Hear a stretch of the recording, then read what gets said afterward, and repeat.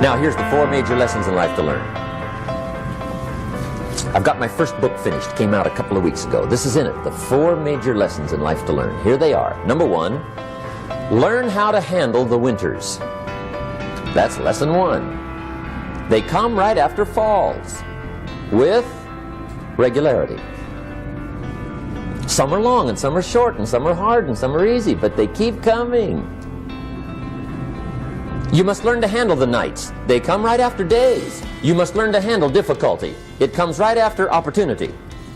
You must learn to handle recessions. They always follow progressions for the last 6,000. See, it isn't going to change. The lesson you must learn is how to handle it. And there's all kinds of winters, right? The winter when you can't figure it out. The winter when it all goes smash. The winter when it turns belly up.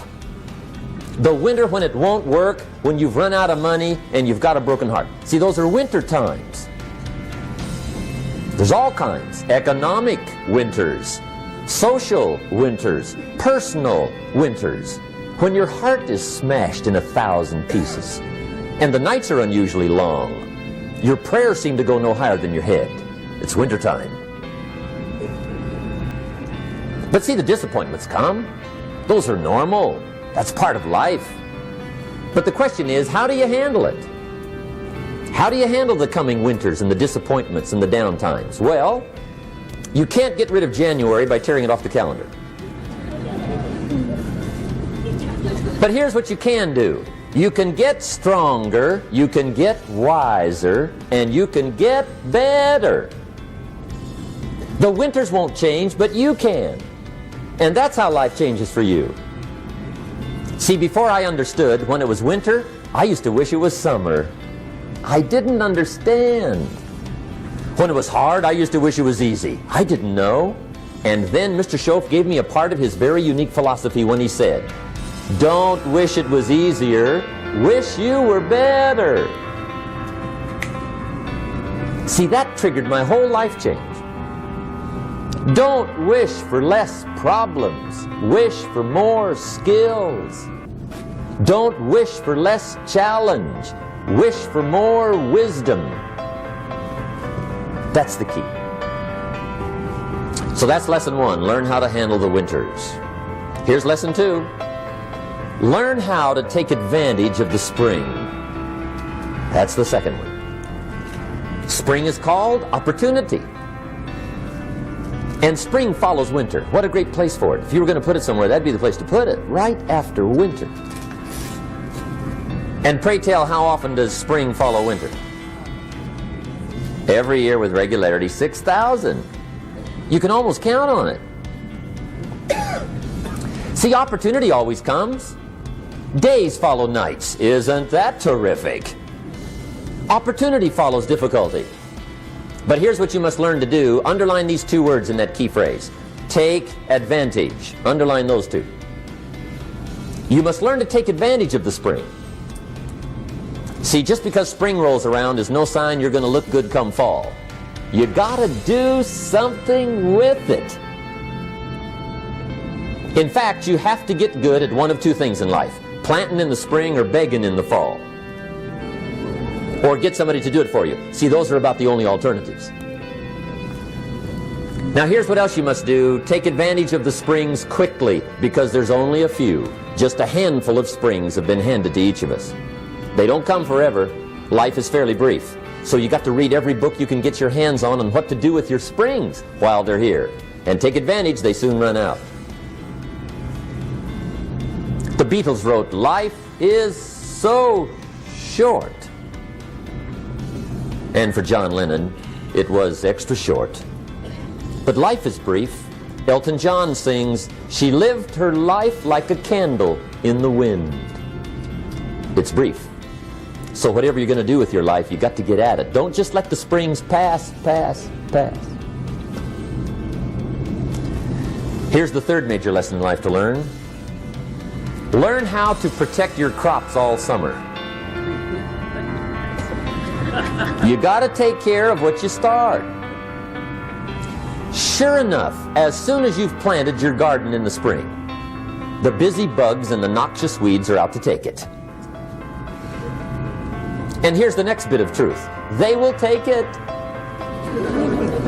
unless you prevent it. And that's the third major skill to learn. You've got to learn to prevent the intruder from taking all the good you start. It's one of the challenges. Here's two key phrases under number 3. First one, all good will be attacked. On this planet. Maybe not the next one we get to, but on this one, all good will be attacked. Every garden will be invaded. Not to think so is naive. And here's the second phrase. All values must be defended. Political values, social values, community values, family values, marriage values, friendship values, business values. Every garden must be tended all summer. Third major lesson. Now here's number 4. Fourth major lesson in life to learn. Learn how to reap in the fall without complaint. Learn to reap come harvest time without complaint. Take full responsibility for what happens to you.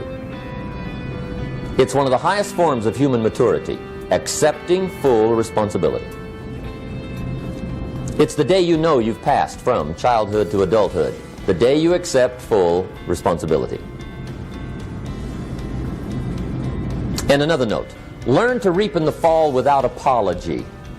Without apology if you do well, and without complaint if you don't. That's maturity. I used to have that long list of reasons why I wasn't doing well.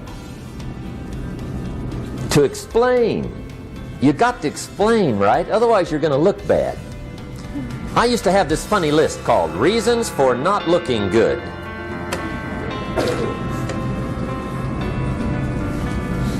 I used to blame the government. I mean, you can believe that or not. It was at the top of my list. I had a lecture second to none. The government. That was on my list. I used to blame taxes. Look what you got left after they take everything.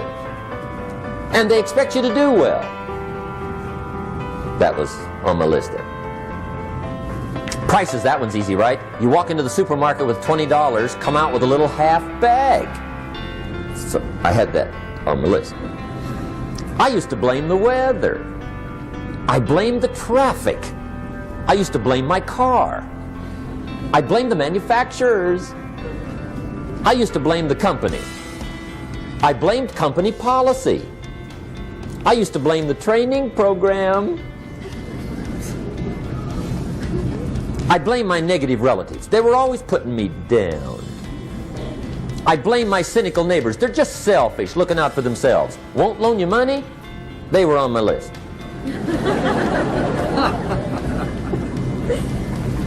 I used to blame the economy. I blamed the community. That's a pretty good list for not doing well, isn't it? I thought it was good.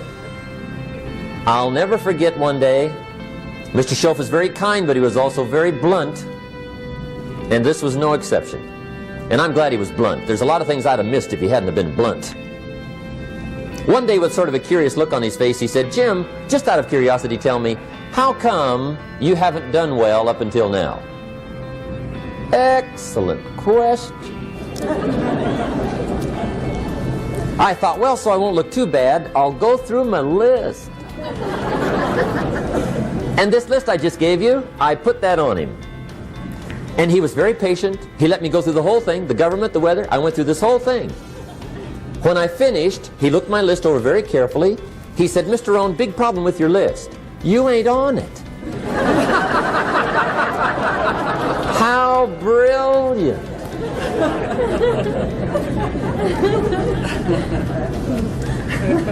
When I went to work for him a few months later, I learned very quickly to tear up my list, reasons for not doing well, and I threw it away. And I got me a fresh piece of paper. And I put one word on it. Me.